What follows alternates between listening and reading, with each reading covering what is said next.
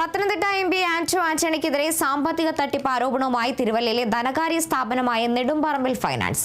ലോക്സഭാ തെരഞ്ഞെടുപ്പിന്റെ സമയത്ത് വായ്പയെടുത്ത 1.5 കോടി രൂപ ആന്റോ ആന്റണി തിരിച്ചു നൽകിയില്ലെന്നാണ് ആരോപണം. 2 മാസത്തിനകം തിരിച്ചടയ്ക്കാമെന്ന് പറഞ്ഞാണ് വായ്പയെടുത്തത്. എന്നാൽ പലതവണ കെഞ്ചി ചോദിച്ചിട്ടും പണം തിരിച്ചു നൽകിയില്ലെന്നും നെടുമ്പറമ്പിൽ ഫിനാൻസ് ഉടമ എൻ.എം. രാജു പറഞ്ഞു. ശബരിമല തന്ത്രി കണ്ഠരര് രാജീവർ 2.5 കോടി രൂപ നിക്ഷേപിച്ചുവെന്ന CPM പത്തനംതിട്ട മുൻ ജില്ലാ സെക്രട്ടറി KP ഉദയഭാനുവിന്റെ ആരോപണവും അദ്ദേഹം നിഷേധിച്ചു. ഇത്രയും കാലത്തിനിടയിൽ തന്ത്രിയെയോ കുടുംബത്തെയോ കണ്ടിട്ടില്ല. എന്തടിസ്ഥാനത്തിലാണ് ഉദയഭാനു അത് പറഞ്ഞതെന്ന് അറിയില്ലെന്നും എൻ.എം. രാജു പറഞ്ഞു.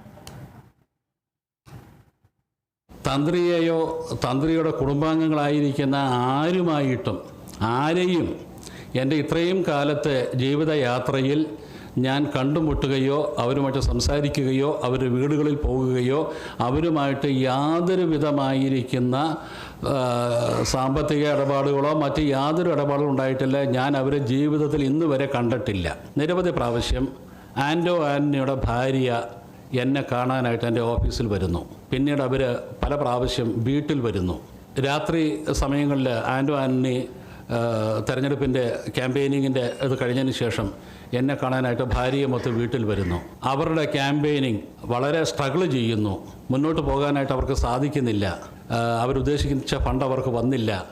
അതുകൊണ്ട് സഹായിക്കണം എന്ന് പറഞ്ഞ് ആ ക്യാമ്പയിനിങ്ങിൻ്റെ വിവിധ ഘട്ടങ്ങളിലായിട്ട് 2 കോടി രൂപ ഞങ്ങളുടെ കമ്പനിയിൽ നിന്ന് അദ്ദേഹം വായ്പയായിട്ട് എടുത്തിട്ടുണ്ട്. ഞങ്ങൾക്ക് പ്രതിസന്ധി വന്ന ഘട്ടത്തിൽ എൻ്റെ മകളടക്കം അദ്ദേഹത്തിൻ്റെ വീട്ടിൽ ചെന്നിട്ട് അങ്കിളെ എങ്ങനെയെങ്കിലും ഞങ്ങളെ സഹായിക്കണം, ഞങ്ങളിപ്പോൾ വലിയ പ്രതിസന്ധിയിലാണ് എന്ന് പറഞ്ഞിട്ട് പോലും ഈ വായ്പ തിരിച്ചു തരാനായിട്ട് അദ്ദേഹം തയ്യാറായില്ല. 2 പ്രാവശ്യമായിട്ട് 10 20 ലക്ഷം രൂപ മാത്രമേ അദ്ദേഹം തിരികെ തന്നിട്ടുള്ളൂ.